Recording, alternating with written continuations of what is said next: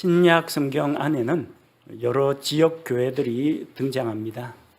그 교회들 가운데는 가난한 교회도 있고요, 아주 부유했던 교회도 있습니다. 규모가 작은 교회도 있고 아주 교회가 왕성하게 성장한 교회도 있었습니다. 교회들 가운데는 주님으로부터 엄중한 책망을 들은 교회도 있고 또 주님으로부터 칭찬을 들었던 그런 교회도 있습니다. 어떤 교회들은 복음을 전하고 그 교회를 세운 사도들에게 언제나 기쁨과 자랑거리가 된 그런 교회도 있습니다. 반면에 어떤 교회는 사도들에게 근심거리가 되어가지고 기도는 하는데 기도할 때마다 걱정하면서 그들의 회개를 위해서 기도한 그런 교회도 있습니다. 어떤 교회를 생각하면서 기도할 때는 기도할 때마다 감사가 넘쳐가지고 기도한 교회도 있고요. 교회마다 제각각 특징들이 다 있다는 겁니다. 그런 가운데 오늘 우리가 함께 살펴보고자 하는 이 교회는 데살로니가 교회입니다. 이 교회는 많은 고난과 핍박 가운데에서 그런 어려움을 겪긴 했지만 마침내 견고하게 성장해서 마케도니아 온 지역에, 그리고 남쪽으로 아가야 온 지역에 믿음의 소문이 널리 퍼졌습니다. 이 사도들이 그 지역에 가서 이야기할 때 말을 할 필요가 없어요. 그리스도인 하면 압니다. 왜? 이 데살로니가 교회에서 믿음의 본이 되는 그런 말과 행실과 그런 간증이 뒷받침되는 복음을 전했기 때문에 부연 설명이 필요 없을 정도로 복음이 왕성하게 전 세계에 알려지게 되었다는 겁니다. 첫 시작은 고난과 핍박 가운데 시작했고, 처음에는 열매가 없어 보이는 데살로니가 교회가 어떻게 이렇게 자랑스러운 교회, 본이 되는 교회가 되었는지 오늘 우리가 함께 살펴보고자 합니다. 데살로니가 교회가 언제 어디서 세워졌는지는 사도행전에 기록되어 있습니다. 데살로니가 교회는 바울이 2차 전도 여행을 하던 중에 세워졌습니다. 우리가 2차 전도 여행하면은 생각나는 게 있죠. 마케도니아 사람이 밤의 환상 가운데서 이리로 건너와서 우리를 도와달라고 하니까 하나님께서 저곳으로 우리를 부르셨다 생각하고 드로아에서 배 타고 건너갔죠. 마케도니아 지방의 첫 번째 도시 빌립보에서 사역을 했습니다. 많은 우여곡절 끝에 교회도 세우고 또 점치는 요종 그 악한 마귀를 내쫓아주고 그 덕분에 감옥에 갇히고 핍박을 받아서 이제 감옥에서 나와가지고 형제들하고 작별을 하고 다른 사역지로 옮겼습니다. 어디로 갔느냐면 빌립보에서 사역을 마치고 데살로니가로 갔습니다. 데살로니가의 회당에서 말씀을 선포했는데 새 안식일 동안 말씀을 강론했습니다. 안식일이 세 번이니까 3주 동안 성경 강론을 했다는 거예요. 그 강론을 통해서 예수 그리스도의 십자가의 고난과 죽음과 부활에 대해서 설명을 했습니다.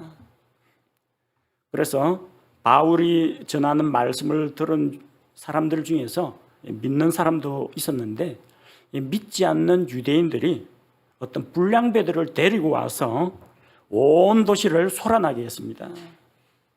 그리고 야손과 형제들을, 데살로니가에 있는 형제들을 치리자들에게 데려가서 온 세상을 소란하게 하고 또 로마 황제 숭배를 반대하는 이 사람, 이 반역자 무리가 여기에도 왔다고 고발을 했습니다. 결국 바울 일행은 데살로니가 지역에서 복음은 전했는데 많은 핍박을 받고 그냥 쫓겨났습니다. 쫓겨난 다음에 어디로 갔느냐? 베레아로 갔습니다. 베레아로 갔는데 사도행전 17장 11절에 보니까 베레아 사람들에 대한 이야기입니다. 우리가 잘 아는 기록이에요. 사도행전 17장 11절. 이들은, 베레아 사람들은 데살로니가에 있던 자들보다 더 고귀하여 온전히 준비된 마음으로 말씀을 받아들이고 그것들이 그러한가 하여 날마다 성경 기록들을 탐구함으로 그 가운데 믿는 자들이 많았다. 그 이야기입니다. 데살로니가 지역에서는 사람들이 비협조적이고 비신사적이고 고상하지 못하고 쫓겨났어요. 그래서 데살로니가에서 쫓겨나서 베레아로 갔는데 베레아 사람들은 고귀한 사람들, 말씀을 상고하는 사람이었다는 겁니다.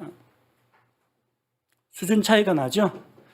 성경 기록에 의하면 데살로니가 사람들 컨디션이 좋아요? 베레아 사람 컨디션이 좋아요?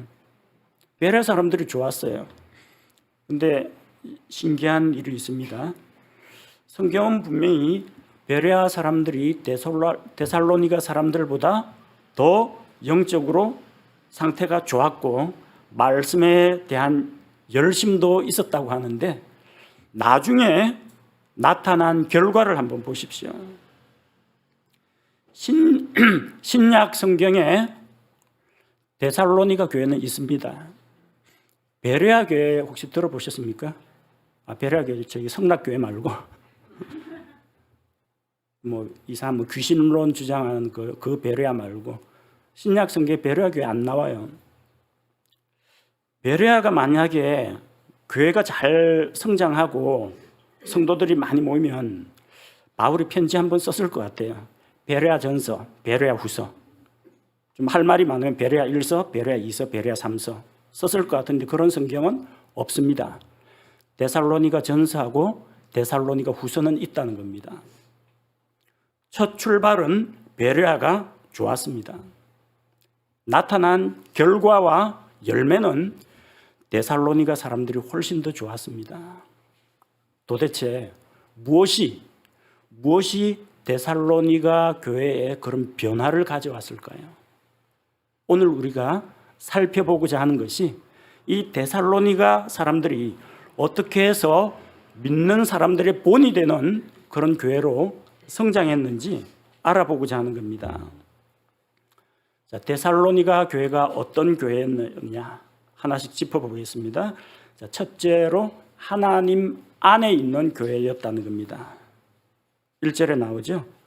바울과 실로아노와 디모데는 하나님 아버지와 주 예수 그리스도 안에 있는 데살로니가 사람들의 교회에 편지하노니 하나님 아버지 안에 있고 예수 그리스도 안에 있습니다. 아버지 하나님과 아들 하나님은 한 하나님이기 때문에 하나님 안에 데살로니가 교회가 있다는 겁니다. 데살로니가 교회, 곧 그 교회 성도들은 하나님 안에 있는 자들이었다는 겁니다. 예수님 믿고 구원받았고 그리스도 안에서 살아가는 그런 성도들이었다는 겁니다. 교회가 하나님 안에 있는 게 당연하지 않습니까? 그렇게 생각하는 분도 있는데요. 안 그런 교회가 있다는 겁니다. 반쯤은 세상에 발 걸치고 반쯤은 하나님께 발 걸치는 그런 교회도 있습니다. 이게 무슨 교회인지 신비주의 어떤 집단인지 이게 정말로 교회인지 이게 정치인들을 속을인지 이게 정말 교회고 기도하는 집인지 장사꾼의 터인지 알아볼 수 없는 그런 교회들이 많이 있습니다. 어떤 교회는 아예 세상에 발 담그고 세상과 연합한 교회들도 나타납니다. 교회가 세상으로 들어가서 복음의 말씀을 선포하고 사람들을 변화시켜야 되는데 거꾸로 되어가지고 세상이 교회 안으로 들어와서 성도들을 세상적으로 변화시키는 그런 일들도 일어난다는 겁니다. 이 세상에 있는 정치, 사상, 문화와 풍습, 음악 이게 교회에 침투해가지고 설교가 변질되고 교회 음악이 타락하고 그리스도인의 가치관이 변질되는 그런 교회들이 나타난다는 겁니다.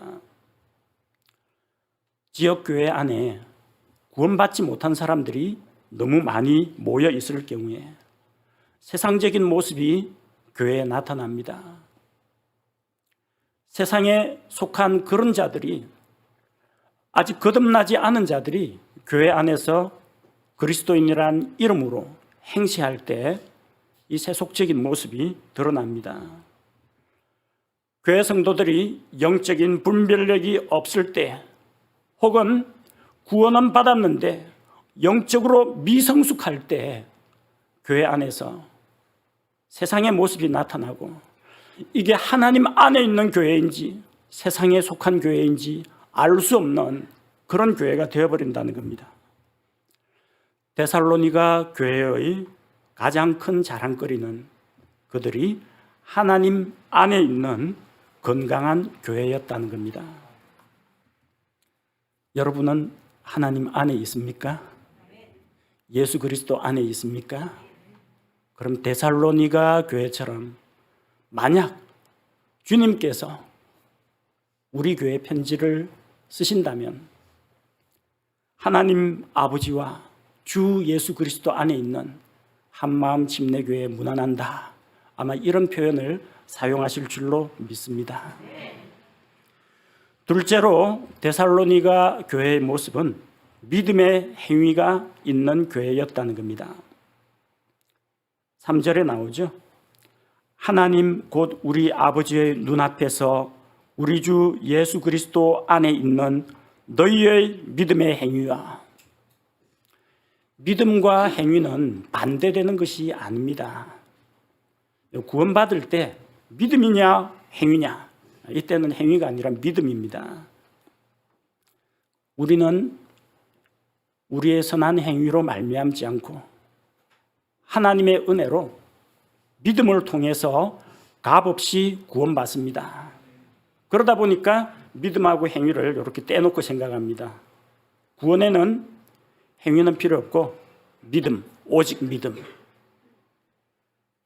그러다 보니까 그리스도인들 가운데에서 오직 믿음, 믿기만 하라, 믿음이 제일 하고 행위를 무시하는 경향이 있다는 겁니다.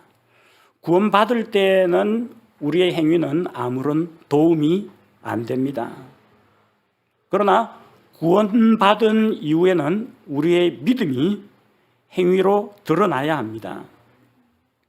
만약에 믿음은 있는데 행위가 없다면, 믿음은 있는데 행위가 없다, 그것은 성경에서 죽은 믿음이라고 합니다. 손은 있어요. 손은 있는데 어떤 이유로 해서 손이 안 움직여요. 내 신경과 내 힘줄, 내 의지를 따라서 통제가 안 되는 손이 있다. 죽은 손입니다. 몸에 붙어 있을지는 몰라도 제 기능을 못하는 거예요. 죽었다고 이야기합니다. 야고보서 2장 17절에 이렇게 기록되어 있습니다. 이와 같이 믿음도 행위가 없으면 그것만으로는 죽은 것이니라. 믿음이 있으면 믿음에 따라서 행위가 열매로 따라온다는 겁니다. 반대로 행위는 있는데 믿음이 없다면 그런 일도 있습니까? 믿음이 없어도 예배 참석할 수 있습니다. 부모님한테 그냥 끌려와가지고 예배당에 참석했어요. 의식은 따라합니다. 하나님은 믿지 않는 그런 일이 있습니다. 믿음이 없어도 헌금할 수 있습니다. 믿음이 없이 자기를 과시하기 위해서 헌금하는 사람도 있고, 믿음이 없이 구제하는 사람도 있습니다. 믿음이 없이도 선행을 할 수는 있습니다. 그러나 성경은 믿음에서 나지 않은 모든 것이 죄라고 했습니다. 믿음이 없이 우리가 아무리 노력하고 행한다 할지라도 하나님께 인정받지 못합니다. 믿음과 행위 같이 가야 합니다. 구원받을 때는 믿음으로 구원받지만 구원받은 이후에는 우리의 믿음이 선한 행위로 열매로 드러나야 한다는 겁니다. 자기가 구원받은 것을 정말로 믿는다면 구원을 기뻐하고 하나님 주신 구원에 감사하는 행동이 나타납니다. 사람들에게 내가 예수 믿고 구원받았다는 것을 자랑하게 됩니다. 하나님의 말씀이 진리라고 믿습니까? 생명의 양식이라는 걸 믿습니까? 믿는 사람은 성경을 읽게 됩니다. 관념적으로 주의 말씀은 꿀보다 달고 주의 말씀은 내 발의 등이요 내 길의 빛이요 주의 말씀은 정금보다도 귀하고, 그렇게 믿으면 뭐합니까? 성경을 안 보면 아무 소용이 없다는 겁니다. 성경을 봐야 꿀맛이 느껴지고 빛이 비추이고 정금이 나타나고 그러지, 관념적으로 주의 말씀은 은혜롭고 보배롭고 진리고 머릿속으로만 알고 있고 성경을 읽지 않는다면, 그 믿음이 행위로 나타나지 않는다면 아무런 유익이 없다는 겁니다. 하나님께서 우리의 기도를 들으시고 응답하신다는 것을 믿습니까? 믿으면 기도를 합니다. 성경 지식이 많아가지고 기도 응답에 대한 약속들을 100개 정도 암송하는 사람도 있습니다. 성경에 하나님이 우리 기도를 들으신다고 했다, 응답하신다고 했다, 성경 찾아서 보여주고 증명을 할 수 있는 사람도 있어요. 그러나 그 사람이 기도를 하지 않는다면 그 사람 믿음은 헛것이라는 겁니다. 그렇게 기도가 효력이 있다라고 믿는다면 기도를 해야 할 거 아닙니까? 믿음이 있으면 믿음으로 기도하게 됩니다. 복음에는 하나님의 능력이 있고 지옥 갈 사람을 천국으로, 사망으로 끌려가는 자가 생명으로 돌아서게 된다는 것을 믿습니까? 믿는 사람은 전도합니다. 그 정말 믿는다면 복음을 전합니다. 근데 전도해봤자 내 말재주 갖고 되겠나? 내가 전도해봤자 그 사람이 설득당하겠나? 말씀의 권능, 복음의 권능을 안 믿는 사람은 전도 안 합니다. 믿는 사람은 한다는 겁니다. 데살로니가 교회 성도들이 이렇게 바울로부터 칭찬을 들은 이유는 그들이 믿을 뿐만 아니라 믿음의 행위를 보여주었다는 이야기입니다. 우리는 주님을 믿습니다. 하나님의 말씀을 믿습니다.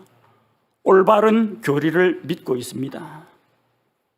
자, 그런데 우리가 알고 있고 우리가 믿고 있는 만큼 과연 그것을 삶 가운데에서 행동으로 실천하고 있는가? 우리 자신에게 질문을 해보아야 합니다. 자, 세 번째로, 셋째, 데살로니가 교회는 사랑의 수고가 있는 교회였습니다. 3절에 계속 이어지죠. 너희의 믿음의 행위와 사랑의 수고와. 사랑의 수고라는 것은 사랑하는 마음에서 우러난 수고를 말합니다.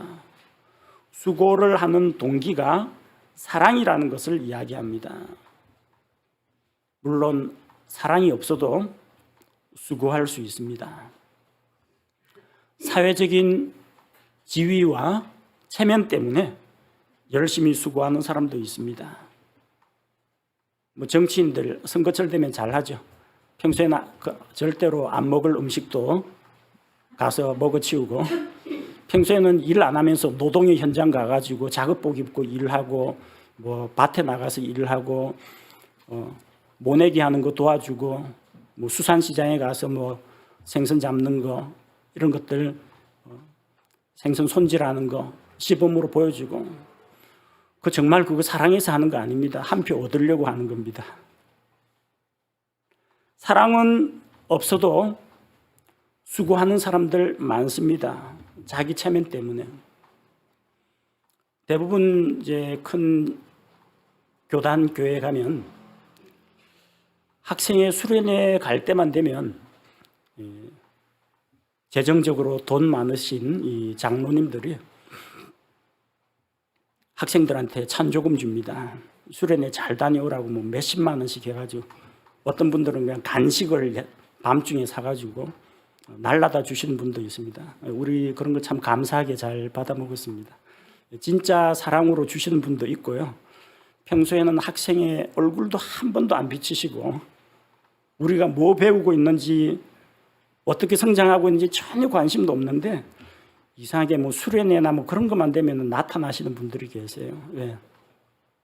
교회 웃 어른이니까 체면은 세워야 될 거 아닙니까? 사랑이 없이도 체면치레로 수고하고 구제하고 도움을 줄 수는 있다는 겁니다. 우리 교회에서는 이 교회 건물 관리하는 거 우리 성도들이 다 합니다.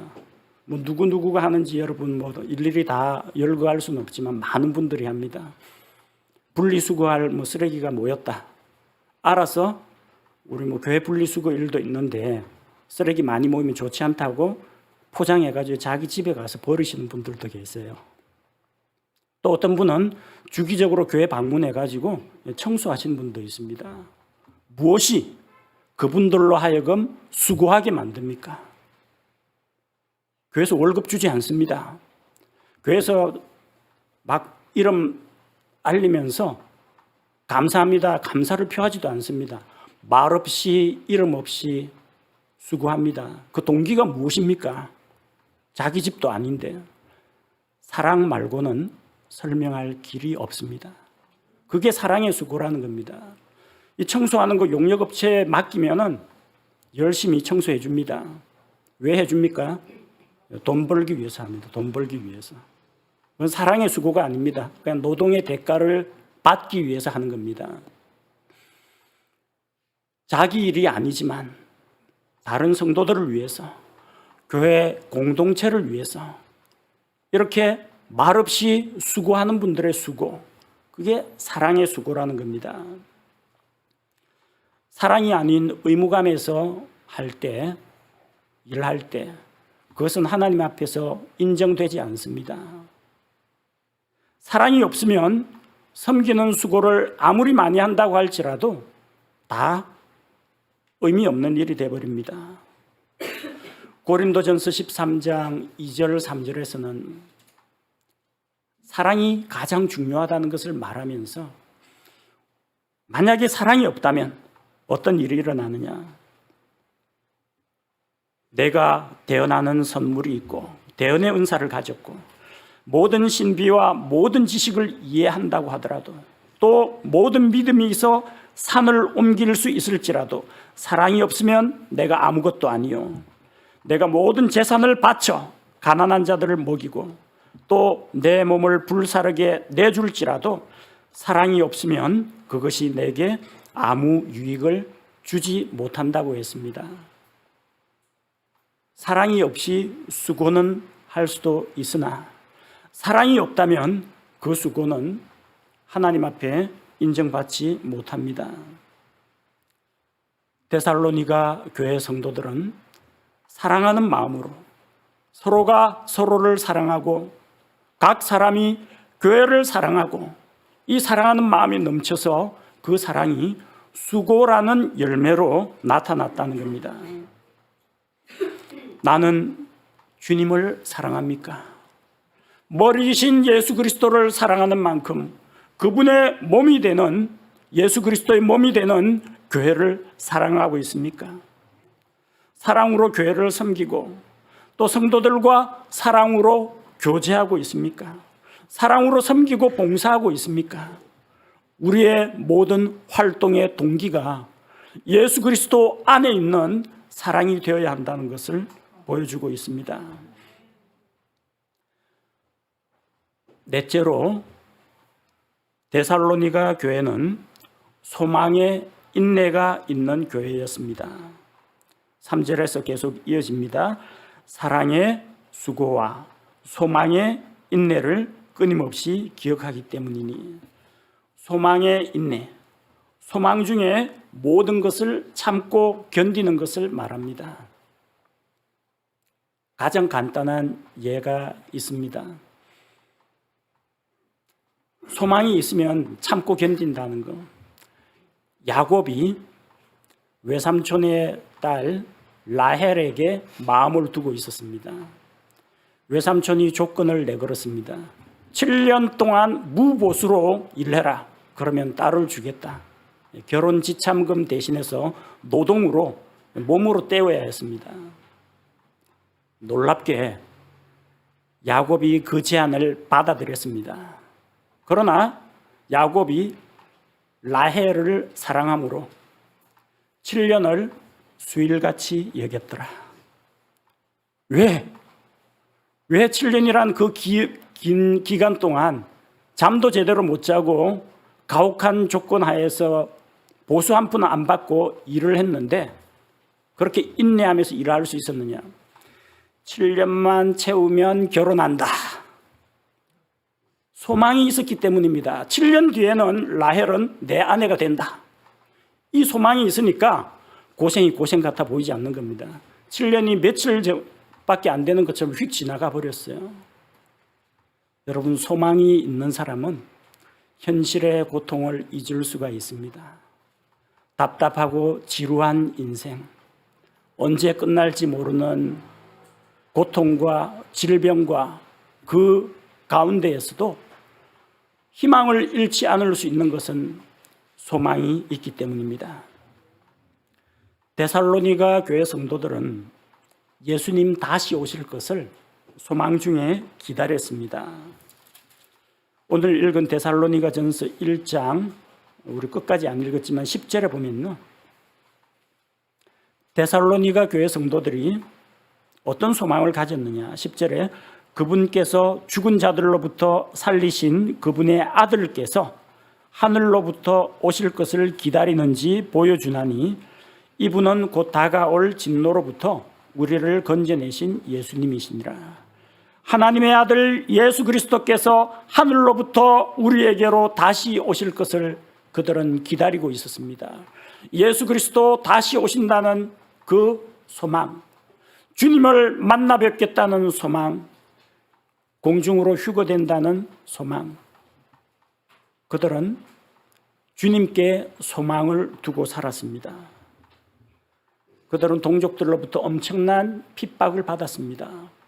사도 바울을 핍박했던 그 핍박이 데살로니가 교회 성도들에게 그대로 쏟아졌습니다. 그럼에도 불구하고 데살로니가 교회 성도들이 인내할 수 있었던 것은 소망을 붙잡고 살았기 때문입니다.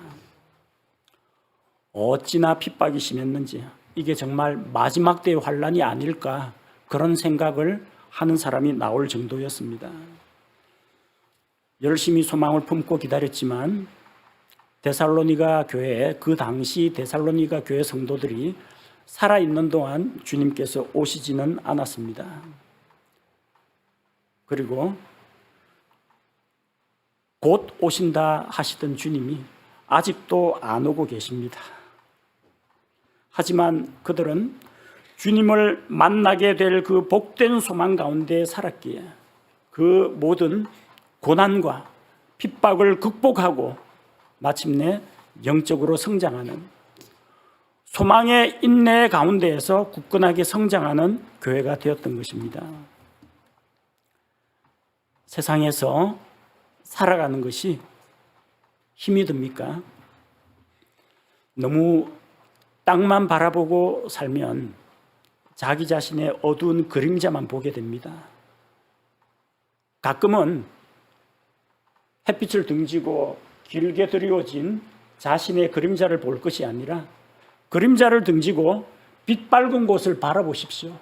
하늘과 하늘에 있는 태양을 바라보시기 바랍니다. 우리가 이 땅에 사는 기간은 그리 길지 않습니다. 길어야 100년입니다. 앞으로 남은 생애는 100년이 채 되지 않습니다. 그 100년이라는 시간은 우리가 장차 주님과 함께 누리게 될 영원한 시간에 비하면 아무것도 아닙니다. 지극히 짧은 시간입니다. 따라서 우리는 잠시 이 세상에 있는 동안에 겪게 되는 그런 일들 대신에 영원한 하늘에 있는 것들을 바라보면서 소망을 가져야 합니다. 주님 만나 뵐 날에 대한 소망을 품으십시오. 죽음 이후에 부활하게 될 소망을 품으십시오. 저 영원한 천국에서 주님으로부터 칭찬과 보상을 받게 될 그 소망을 바라볼 때 잠시 이 세상에서 겪는 것은 아무것도 아니라는 것을 깨닫게 될 것입니다. 자, 다섯째로 데살로니가 교회는 많은 고난을 이긴 교회였습니다. 제가 생각하기에 데살로니가 교회가 성장할 수 있었던 비결 가운데 하나가 고난이라고 생각합니다. 만약에 데살로니가 교회가 성경에 나오는 라오디게아 교회처럼 돈 많고 재정 넉넉하고 환난과 핍박이 없고 기독교가 국교로 공인돼 가지고 종교의 자유가 있고 예수 믿는다고 누가 간섭하거나 모욕하거나 핍박하는 사람 없고 모든 것이 갖춰지고 모든 것이 형통하게 잘 흘러갔더라면 이렇게까지 성장은 안 했을 거라고 생각합니다. 너무나 편안하고 안일한 상황 가운데에서 아마 내부적으로 부패했을지도 모릅니다. 그러나 데살로니가 교회는 고난이 많았습니다. 그들은 바울 일행이 복음을 전할 때 받았던 그 핍박 못지않게 바울이 떠나갔을 때 그 데살로니가 교회 성도들은 자기 믿음을 지키기 위해서 많은 고난을 겪어야만 했습니다. 데살로니가 전서 2장 14절에 보면요. 데살로니가 전서 2장 14절에 형제들아 너희는 그리스도 예수님 안에서 유대에 있는 하나님의 교회들을 따르는 자들이 되었나니 그들이 유대인들로부터 고난을 받은 것 같이 너희도 너희 지방 사람들로부터 비슷한 것들로 고난을 받았느니라. 데살로니가 사람들은 데살로니가 지역에 있는 그 도시 사람들로부터 핍박을 받았습니다. 부딪히는 게 많았어요. 그들은 이방신을 섬기고 이쪽은 주 하나님만을 섬기고 그들은 로마 황제를 숭배합니다. 이쪽은 만왕의 왕이신 주님께만 경배합니다. 황제 숭배하라고 하면 차라리 내 목을 치라고 합니다. 황제 숭배를 단호히 거부합니다. 그러니까 예수 믿는 사람 하면 이 반역자거나 그들 입장에서는 이교도거나 이상한 사람들로 취급당하고 핍박을 받는 게 당연했던 겁니다.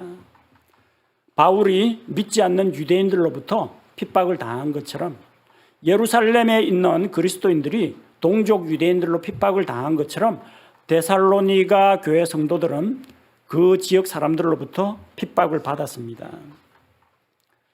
데살로니가 전서 3장 3절에도 기록되어 있습니다. 데살로니가 전서 3장 3절 아무도 이런 고난들로 인해 흔들리지 아니하게 하려 함이라. 우리가 이런 고난들을 받도록 정해진 줄을 너희 자신이 아느니라. 고난을 받더라도 흔들리지 말라고 했습니다. 왜냐하면 우리가 이런 고난들을 받도록 정해졌다고 했습니다.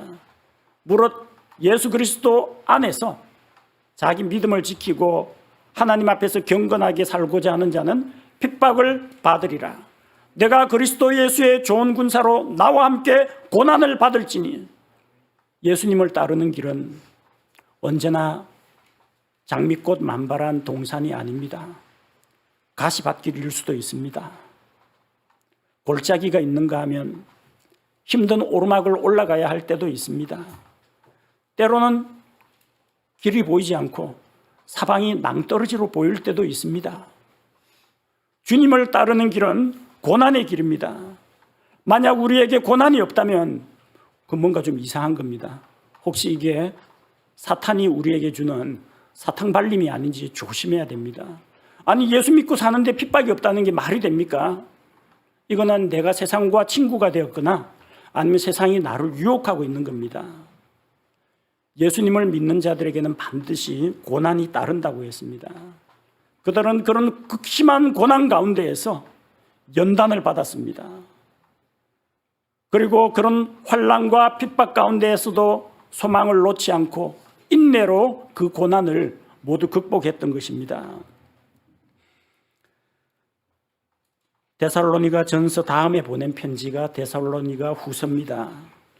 데살로니가 후서 1장 4절에 보니까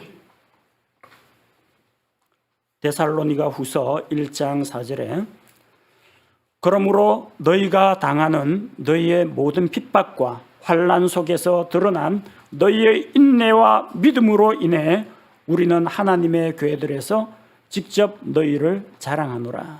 너희의 모든 핍박과 환난 속에서 무엇이 드러났습니까? 인내가 나타났습니다. 믿음이 나타났습니다. 그 인내는 소망에서 비롯된 것입니다. 그 믿음은 예수 그리스도 안에 있는 믿음이었습니다. 그들이 믿음을 더 굳건하게 하고 소망의 인내를 붙들었던 이유가 무엇입니까? 환난과 핍박 때문이었습니다. 환난과 핍박이 없다면 그들이 그토록 영적 전쟁을 하면서 고군분투하면서 자기들의 믿음을 지키려고 주님께 기도하고 부르짖고 의지하는 일도 없었을 거라는 겁니다. 쇠는 불에 달구고 망치로 때리고 찬물에 식히는 그런 과정을 반복할 때 점점 단단해집니다. 고난은 우리를 죽이고 넘어뜨리기 위한 하나님의 계획이 아닙니다. 만약 죽이는 것이 하나님의 목표라면 단숨에 숨을 끊어서 이 세상의 추악한 모습 보지 않고 하늘나라로 바로 데려가시면 됩니다. 그런데 하나님이 왜 우리를 고난 가운데 두시느냐? 연단과 성장을 위한 것이라는 겁니다. 고난은 우리 성도들을 연단합니다. 우리의 믿음을 더욱더 굳건하게 합니다. 고난은 우리를 영적으로 성장시킵니다. 우리에게 고난이 있습니까? 만약 고난이 없다면 내가 세상과 친구가 되어버린 건 아닌지, 내가 현실과 타협해버린 것은 아닌지 생각해 봐야 합니다. 고난 받는 방법이 있습니다. 주변에 다니면서 예수님 믿는 티를 팍팍 내보시기 바랍니다. 당장 고난이 찾아옵니다. 그냥 조심스럽게 숨어서 몰래 식사 감사 기도하고, 그 다음에 뭐 이런저런 모임에 핑계 대면서 뭐 집에 약속이 있어서 막 빠지고 이러면은 표가 안 납니다. 오늘 교회에서 예배가 있어가지고요, 수요일 저녁 예배가 있어서 먼저 가겠습니다. 이러면 당장 핍박이 와요. 집에 저기 뭐 그 고양이 먹이를 줘야 되고, 뭐 집에 뭐 애가 아파서 이런 핑계 대면요, 그 사람이 예수 믿는 사람인지 아닌지 알 길이 없어요. 근데 내가 내 믿음 때문에 내 자유와 내 권리를 포기하고 하나님께 우선순위를 맞추고 세상과 구별된 삶을 살면 예수쟁이 하면서 당장의 핍박이 들어옵니다. 고난과 핍박이 있다는 것은 내가 믿음으로 살고 내가 하나님 앞에서 내 믿음을 사람들 앞에서 드러냈기 때문입니다. 그리스도 안에서 믿음을 가지고 주변 사람들에게 전도를 해보십시오. 핍박 들어옵니다. 아무 말 안 하고 그냥 성실하고 착하고 바른 사람으로 살아갈 때는 아무도 내 생활에 나에 대해서 관심을 갖지 않습니다. 노골적으로 예수쟁이 티를 내면서 복음을 전해보십시오. 믿고 구원받거나 나를 핍박하거나 둘 중에 하나입니다. 중간은 없어요. 세상에서 고난을 당하는 것이 우리의 믿음의 연단에 큰 유익이 된다는 걸 기억하시기 바랍니다. 그 산 증인이 데살로니가 교회 성도들입니다. 여섯 번째 중요한 내용입니다. 데살로니가 교회 성도들은 성령님의 기쁨으로 말씀을 받아들였습니다. 6절에 나오죠. 6절에 또 너희는 많은 고난 속에서 성령님의 기쁨과 더불어 말씀을 받아 우리와 주를 따르는 자가 되었으니. 바울 일행은 데살로니가에서 복음의 말씀을 전하면서 자기 자신의 말과 권능으로 한 것이 아니라 성령님의 권능을 나타내고 신앙을 삶의 모습으로 보여주었습니다. 다른 지역 다니면서도 이런 식으로 말씀을 권능 있게 전했습니다. 데살로니가에서도 그렇게 했고 빌립보에서도 그렇게 했고 또 다른 지역에서도 말씀을 이렇게 전했습니다. 다 똑같은 말씀을 들었습니다. 바울이 베레아에서는 요만큼만 이야기하고 데살로니가 성도들한테는 뭐 남들 모르는 뭐 특강을 했거나 그런 건 아니에요. 똑같이 말씀을 전했어요. 그런데 바울이 전한 교회들 수준은 전부 제각각이라는 거예요. 고린도 교회처럼 그 세상과 거의 뭐 비슷하게 물들어가는 그런 교회도 있었고, 아니 똑같이 말씀을 전했는데 이 복음하고 율법 사이에서 헷갈려하는 갈라디아 교회 사람들도 나타나고, 또 빌립보 교회처럼 기뻐하고 감사하면서 승리하는 교회도 나타나고, 데살로니가 교회와 같이 믿는 자들의 본이 되는 교회도 나타난다는 겁니다. 누구 책임입니까? 바울이 어떤 교회는 말씀을 막 집중 강론해주고 어떤 교회는 말씀을 약하게 강론했느냐? 그건 아닙니다. 하나님의 말씀에는 아무런 문제가 없어요. 밭에 씨 뿌리는 비유 여러분 기억나시죠? 어떤 사람이 좋은 씨를 가져다가 똑같은 씨, 좋은 씨를 뿌렸어요. 똑같이 좋은 씨입니다. 그런데 왜 전부 다 어떤 거는 자라다가 말라 터져 죽고 어떤 거는 더 이상 성장하지 못하고 어떤 거는 30배, 60배, 100배 결실을 하느냐? 무슨 차이냐? 받아들이는 마음밭의 차이라는 겁니다. 똑같은 말씀을 전했지만 각 교회, 각 성도들마다 말씀에 대해서 반응하는 정도가 제각각이라는 겁니다. 데살로니가 교회 성도들은 그 말씀을 성령님 안에서 기쁨으로 말씀을 받아들였어요. 씨 뿌리는 비유에 나오는 것처럼 선하고 기쁜 마음으로 말씀을 받아들여서 그 속에서 인내로 결실하는 자들이었다는 겁니다. 데살로니가 전서 2장 13절 말씀 함께 보겠습니다. 데살로니가 전서 2장 13절입니다. 이런 까닭에 우리가 또한 하나님께 끊임없이 감사를 드리면 너희가 우리에게서 들은 하나님의 말씀을 받을 때 그것을 사람들의 말로 받지 아니하고 하나님의 말씀으로 받았기 때문이니 진실로 그러하도다. 그 말씀이 또한 믿는 너희 안에서 효력 있게 일하느니라. 데살로니가 교회 성장 비결이 이거구나. 이걸 알 수가 있어요. 똑같은 설교를 합니다. 많은 사람들이 방송으로, 인터넷 방송으로 듣습니다. 변화가 되는 사람이 있고 안 되는 사람이 있어요. 오늘 목사 목소리가 좀 이상하네. 목사 넥타이가 오늘도 안 바뀌었네. 이거 관심 두는 사람이 있어요. 말씀을 들을 때 오늘은 조금 말씀이 내 영적인 필요하고는 좀 안 맞는 것 같아 하고 피곤해가지고 조는 사람도 있고, 어떤 사람들은 뭐 받아 적으면서까지 설교 요약하고 아멘 하면서 화답하고 눈에서 그냥 초롱초롱 총기가 나오는 이런 분들도 계세요. 데살로니가 교회 성도들은 바울이 말씀을 전할 때 사람의 말로 받지 않고 하나님의 말씀으로 받았다는 겁니다. 지금이라면 그럴 수 있겠어요. 데살로니가 교회 찾아가지고 데살로니가 교회 성도 여러분, 자 하나님의 말씀 신구약 성경 66권 완성되어 있습니다. 데살로니가 전서 1장 펴십시오 해가 딱 이야기하면은 성경 말씀이네 그럴 거란 말입니다.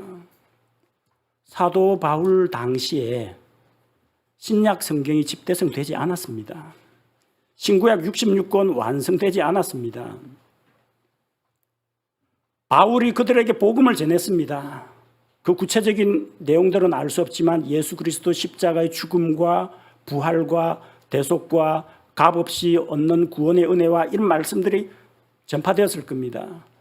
바울이 신약 성경 펼쳐들고 그들에게 이야기한 게 아니라는 겁니다. 바울이 그럼 구약 성경 가지고 이야기했느냐? 데살로니가 사람들은 다 이방인들이에요. 모세 오경이고 뭐 구약 성경 모릅니다. 그런데 어떻게 그걸 받을 수가 있냐는 겁니다. 믿음입니다. 바울이 하나님으로부터 보내심을 받은 사람이라는 것을, 보내심을 받은 사람이고, 바울이 전하는 그 말씀이 사도 바울의 개인의 철학이나 신학 사상이나 주관이 아니라 하나님께서 주신 진리의 말씀에 근거해 있다는 것을 그들은 받아들였다는 겁니다.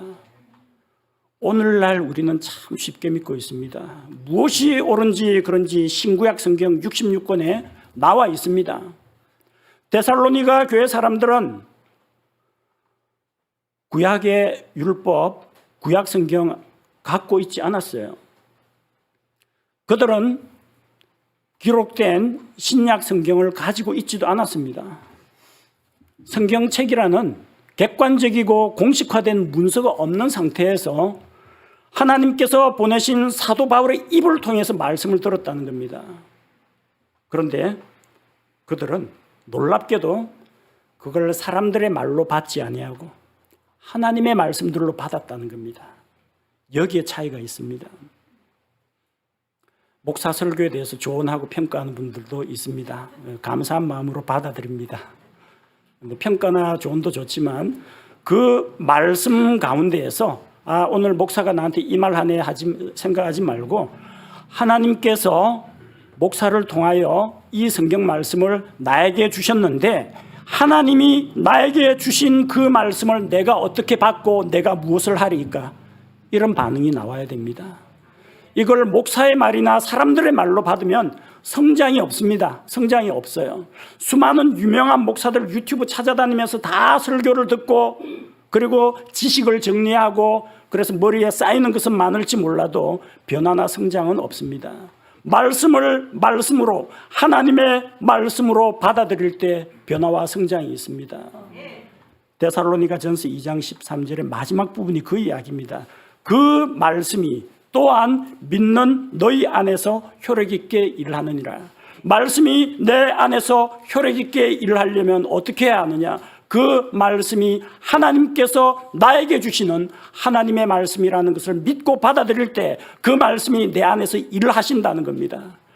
데살로니가 교회 성도들이 베레아 사람들만도 못했는데 왜 이렇게 성장할 수 있었느냐? 말씀을 하나님의 말씀들로 믿고 받아들이고 그 말씀이 데살로니가 사람들을 변화시켰기 때문입니다. 성도 여러분, 제 설명력이나 제 변증력 가지고는 여러분의 마음을 변화시킬 수가 없습니다. 저는 하나님의 말씀을 전달하는 전달자입니다. 그래서 하나님의 말씀을 알아듣기 쉽게, 이해하기 쉽게 풀어서 전달합니다. 나머지는 여러분의 마음밭에 달려 있습니다. 여러분이 그 말씀을 하나님께서 나에게 주시는 말씀 이렇게 받아들이고 그 말씀을 인내로 지켜서 열매에 이르게 한다면 하나님의 말씀이 여러분 안에서 효력 있게 일하시게 되는 것이고, 만약 그것을 훈화 말씀 정도로, 사람의 훈화 정도로 생각한다면 그 말씀은 여러분에게서 아무런 일도 할 수가 없다는 것입니다. 교회 성도들을 변화시키고 성장시키는 것은 하나님의 말씀입니다. 하나님의 은혜의 말씀을 듣고 선한 마음으로 잘 받아들일 때 우리 안에서 변화가 나타납니다. 말씀이 싹이 트고 잎이 뻗어나가고 꽃이 피고 열매가 맺고 하나님께서 기뻐하시는 선한 결실들이 나타나게 되는 것입니다. 마지막 7번째로 데살로니가 교회는 주님과 영적 리더를 따르는 교회였다는 겁니다. 6절 말씀을 살펴보도록 하겠습니다. 또 너희는 많은 고난 속에서 성령님의 기쁨과 더불어 말씀을 받아 우리와 주를 따르는 자가 되었으니. 이건 주님을 따르는 자가 되었다고 하면 되지 왜 또 자기들까지 넣었어요? 우리와 주를 따르는 자가 되었다. 이유가 있습니다. 교회는 예수 그리스도를 믿는 구원받은 성도들의 연합체입니다. 성경에서 교회는 하나님의 양물이 하나님의 양떼라고 했습니다. 그런데 양떼는 반드시 인도자가 있어야 합니다. 목자가 있어야 합니다. 하나님의 양떼라고 해서 하나님이 하늘에서 내려와서 A 지역교회, B 지역교회 목회 사역하지 않습니다. 하나님께서 각 양떼, 각 지역교회마다 목회자를 주어서 양떼를 돌보게 하신다는 겁니다. 그리고 그 모든 목자들의 우두머리, 양들의 목자장은 예수님이십니다. 말씀 사역자는 양무리를 먹이는 목자요, 감독자요, 장로라고 기록되어 있습니다. 데살로니가 교회 성도들이 영적으로 성장할 수 있었던 이유는 주님을 따르고 주님의 사역자를 따르는 자가 되었기 때문입니다. 우리와 주를 따르는 자가 되었으니 바울이 데살로니가 교회 성도들한테 이야기합니다. 데살로니가 교회 성도 여러분, 주님을 따르는 자가 되십시오. 예수님 어디 계신데? 저 셋째 하늘 올라가셨습니다. 지금 이 땅에는 없습니다. 뭐 보고 따를까요? 사복음서 아직 안 나왔죠. 그 당시에 전달할 말이 없습니다. 예수님께서 사셨던 삶을 제가 여러분한테 보여드릴 테니까 그거 보고 따라오십시오. 눈에 안 보이는 예수님 어떻게 따르라고 하겠습니까? 바울은 데살로니가 교회 사람들이나 고린도 교회 사람들에게 하늘에 계신 예수님을 따르라 그렇게 하지 않았습니다. 물론 주님을 따라야 합니다. 근데 주님은 너무 멀리 계십니다. 어떻게 하는 것이 주님을 따르는 것입니까? 잘 모릅니다. 그래서 예수님께서는 양떼의 목자, 양떼를 돌보는 자를 세우셨다는 겁니다. 그래서 예수님을 따라가는 지도자를 따라가도록 하신 것입니다.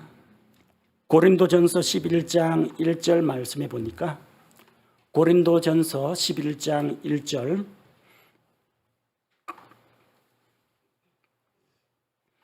고린도전서 11장 1절에 보니까 내가 그리스도를 따르는 자가 된 것 같이 너희도 나를 따르는 자가 되라. 처음 읽을 때는 좀 사도 바울 좀 건방지다고 생각했습니다. 내가 그리스도를 따르는 것처럼 너희도 그리스도를 따르는 자가 되라. 그랬으면 좋았을 텐데. 근데 보이지도 않는 그리스도를 어떻게 따르라고요? 뭘 보고 따르라고요? 예수 그리스도를 보여줄 수 있는 사람은 사도 바울입니다. 양들의 목자이기 때문입니다. 교회의 양떼들은 하늘에서 하나님께서 부르시는 음성에 따라서 원격 조종당하는 존재가 아닙니다. 하나님께서 양떼들이 눈으로 보고 따라갈 수 있도록, 목자의 음성을 듣고 따라갈 수 있도록 목자를 세워주셨기 때문입니다.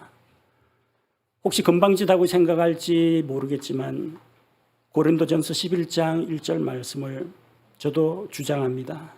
성도 여러분, 제가 그리스도를 따르는 자가 된 것처럼 여러분도 저를 따라오십시오. 제가 만약 성경과 어긋난 길로 간다면 여러분이 저에게 대해서 조언을 하고 책망을 해야 되겠지만 제가 하나님의 말씀을 가르치고 선포하면서 제가 가르치는 그 말씀을 믿고 따라간다면 그 믿음에 여러분도 따라오십시오. 저는 여러분과 그리 멀지 않은 곳에 있습니다. 여러분보다 한두 발 더 앞서가면서 주님을 따라가겠습니다. 제가 주님을 따르는 것처럼 제가 가는 길을 우리 성도 여러분도 함께 따라오시기 바랍니다. 데살로니가 교회 성도들 영적으로 성장할 수 있었던 이유, 그 교회가 믿음의 본이 된 그 이유에 대해서 살펴보았습니다. 데살로니가 교회는 이런 7가지 특징을 가지고 마케도니아 지방과 아가야 지방에서 믿는 모든 자들의 본이 되었습니다. 주의 말씀이 그들로부터 흘러나와서 마케도니아와 아가야는 물론 온 세상에 널리 퍼졌다고 했습니다.